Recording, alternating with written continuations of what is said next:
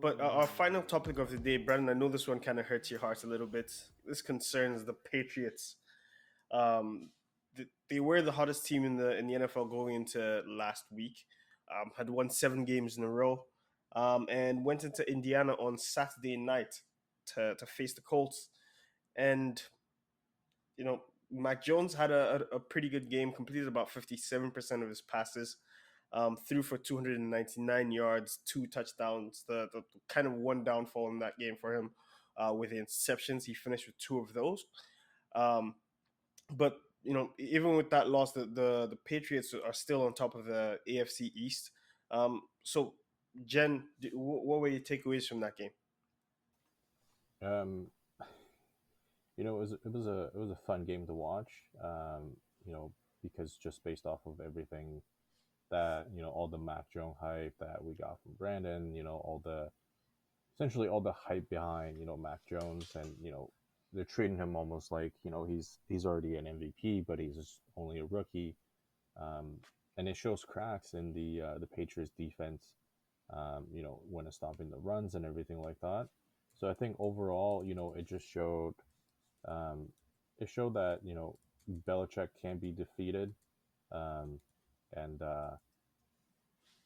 and the Colts may have found a way to defeat them. Brandon, this is a team that's near and dear to your heart. I know you watched this game. What is your expert analysis on this one? Jin, are you giving the Vic Fangio like they've got the game plan? Like I designed a game plan to beat the Patriots kind of thing? Because not everybody has Jonathan Taylor, which was the difference maker in this case. I'll start with the Colts on what I say what I learned from the game, but what I affirmed. I was worried about this game because I think the Colts are better than their record suggests they are. I think they have a well built team all around that, similar to the Patriots, is missing a few key pieces from being a great team. And so I was worried about this one because I felt that the strengths for the Colts were a good match for what New England does. And I was right.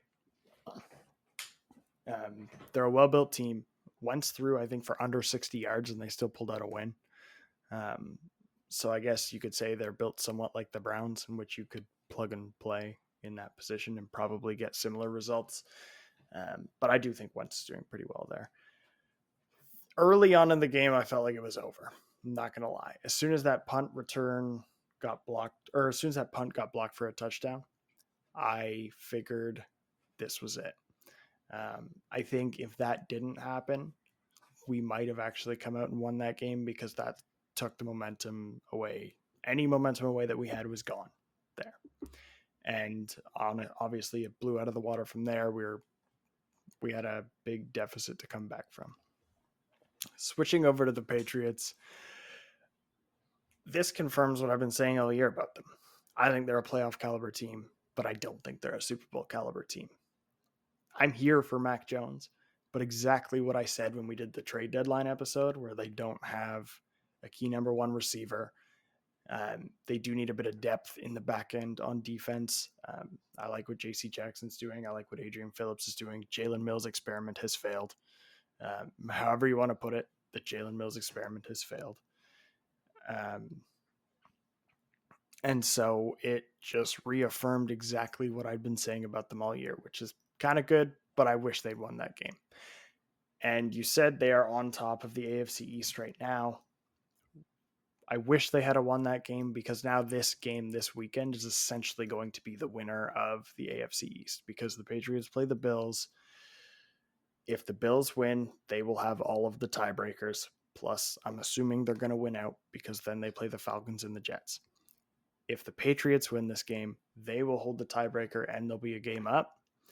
And then they play the Jags and the Dolphins. So I am assuming that whoever wins the game against the Bills this Sunday is going to be the leader in the AFC East. I think the Patriots will still make the playoffs, though. I just wish we had this game in our bag, which we don't.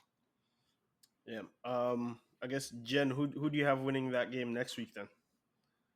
I know Brandon has the Patriots. They got the Bills. seems like Josh Allen has found his grooves back, and I think they're definitely going to do a lot of running when it comes to their overall game plan, and I think the Bills is not going to try to lose twice to the Patriots.